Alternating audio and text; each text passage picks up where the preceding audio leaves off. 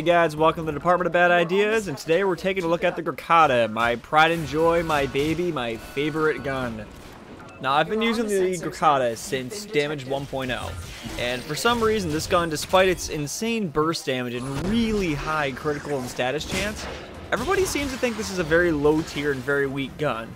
So, as a way of kind of getting even with that, I've got a 5 Forma build that I'm going to show you guys right now that'll definitely disprove that theory.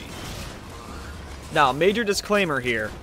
The Grakata really sucks until you put some Forma into it. The gun is basically a Magikarp weapon. When you first get it, you're going to look at it, and you're going to wonder, why the hell did I buy this thing? But right around your second or third Forma, you'll start to see the beauty of what this gun can do. Alright, let's take a look at the Grakata from the outside in.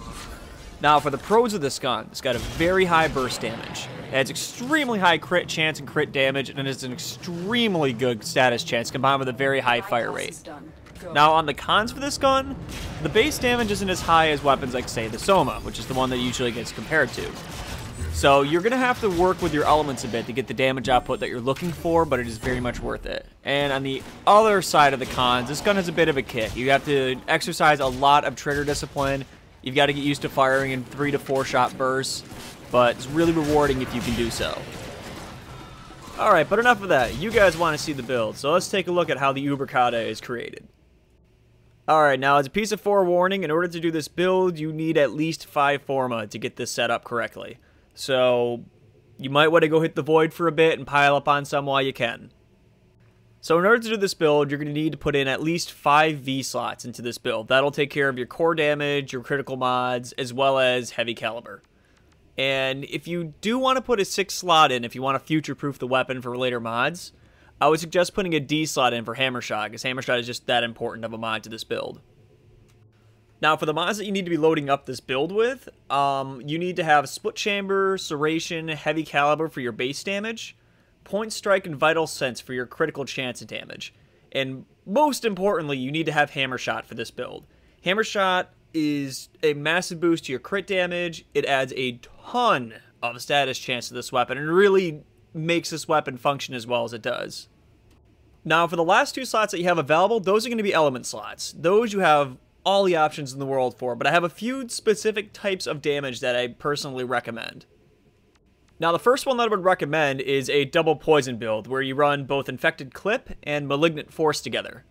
What this does is going to trigger a lot of poison, and that poison DOT that triggers bypasses shields, so it's good against the Grineer because of poison damage, very effective against the infected, and destroys the Corpus because even though they have heavy shielding, they do not have a lot of health underneath those shields. The poison just hits them directly. Now, if you don't have Malignant Force, no worries. Your alternative to this is to run both Hellfire and Wildfire. This will give you 2 different types of fire damage, which are both DOTs and stacked very nicely, and are fairly good against any enemy type. However, if you were around for both of the events that gave out both the Malignant Force and the High Voltage mod, you're in for a treat, and the Grakata can really shine in late game. Because what you can do with that is run both Malignant Force and High Voltage to get the corrosive damage type, and as well as having both that damage, you can also pile on 77% status chance. Now remember, this 77% status chance is on a gun with a base fire rate of 20 shots per second. Fighting against high-level Grineer or late-game Void defense, it just absolutely nullifies any armor that your opponents have, and is just a downright beautiful thing to have on your team. And last but not least is my personal favorite for fighting the Corpus, High Voltage and Stormbringer. I don't know what it is about Chain Lightning that gets me so excited, but I main as Volt, I love Chain Lightning, and it's just an all-around really good build against anything with shields. Alternatively, if you don't have High Voltage, you can set this up to be a magnetic build. Also works, annihilates shields really well. That is your call, but it's a lot of fun. So that's the Uberkata build. Now, it's good with just about any element. Those are just my recommendations, but this is a very versatile gun. One of the things in particular that I like about this gun is even though it is focused more on impact damage, it has a fairly even spread of all the damage types, so you're really not restricted to what you're fighting with this. So picking this gun up really is not a bad thing if you plan on dumping the Forma into it, because it's useful anywhere. So some last little notes here before I switch over to explaining, the best usage of the gun. I actually had run this build through DPS Frame recently, and I kind of get a kick out of it. It's actually more beneficial to run a pair of extra elements in there than it is to run a fire rate mod in the gun. Which I didn't believe that at first glance, but by the numbers it works out. My main reason for not including a fire rate mod was actually not because of any DPS related stuff, but it's actually a control issue. I find personally that if I add a fire rate mod to the Grakata, I feel almost obligated to put in a recoil reduction mod due to the amount of kick the gun has. Adding in any higher of a fire rate just makes the kick a little too uncontrollable, and it gets really difficult to do those 3-4 shot bursts that you're really looking for. Alright, so now that we got the build out of the way, let's take a look at some usage notes here. Now, the big golden rule, which this kind of applies to any automatic weapon, but it especially applies to the Grakata, do not fire full auto. You want to keep your gunfire down to just small 3-4 shot bursts. It's all you really need to get the elements you want applied. It mitigates the kick of the gun a lot, and it just conserves a lot of ammo. You don't overkill your targets as badly as usual. Now, while we're on the topic of recoil on the Grakata is actually very good at firing from the hip.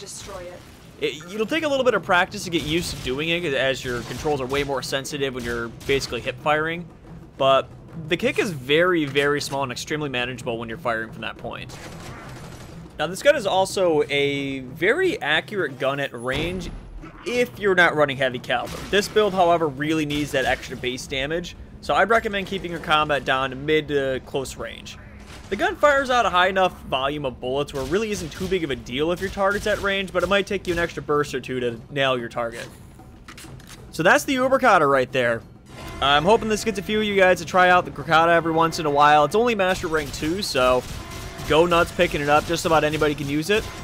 And until next time, I'll catch you guys in the Department of Bad Ideas.